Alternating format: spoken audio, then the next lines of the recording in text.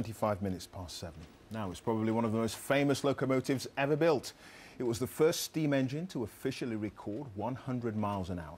And it got its name from the route it travelled. Yes, it's the Flying Scotsman. Well, the 1920s train has been restored after 5 years out of action and will be revealed later this evening. Well, our North of England correspondent Danny Savage is at the National Railway Museum in York for the unveiling. Danny.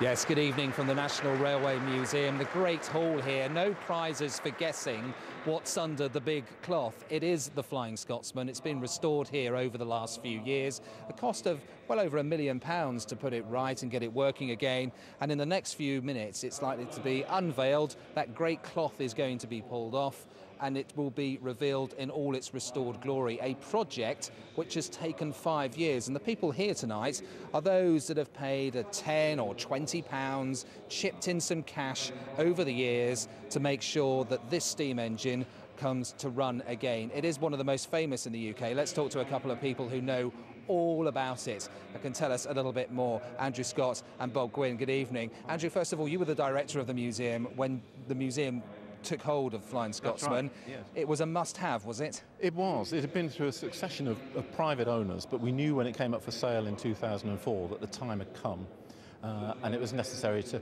organise a public appeal to raise the, well, we didn't know how much, but obviously seven-figure sum to acquire Flying Scotsman for the nation. What sort of, why does it attract so much interest? Why this one steam engine? You've got lots of others here. Well, why Flying Scotsman so popular? I think the answer is probably PR. That it's had, you know, the name is wonderful, isn't it? And it's been famous ever since the loco was built. It was the most powerful in the country when it was new.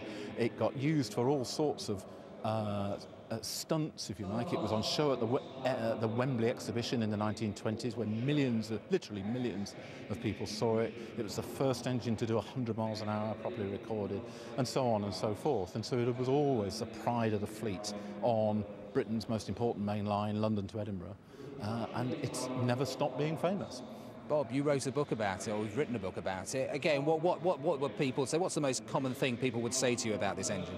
Well, they often say, basically, I remember seeing this at such and such a place, or I've been on the Flying Scotsman. They feel some association with it. And it's become like a symbol of the steam age, really, because you talk about Flying Scotsman, people know immediately, oh, that locomotive, and they generally refer to it in its apple green livery. So it's become very, very iconic as a symbol of that age when everybody thinks express trains were steam-hauled and you could have your hair done on the train and all those kind of things. It's from the golden age of the steam era. Oh, absolutely. It symbolises a link, it's a direct working link with that era when we all think that the world was a kind of nicer place somehow.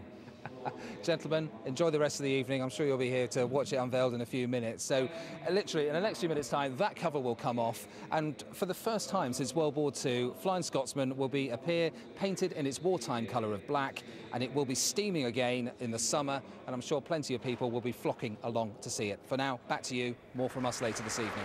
OK, Danny Savage, thanks very much indeed. And we all look forward to seeing the newly restored Flying Scotsman. We'll show you some pictures of that just a little later.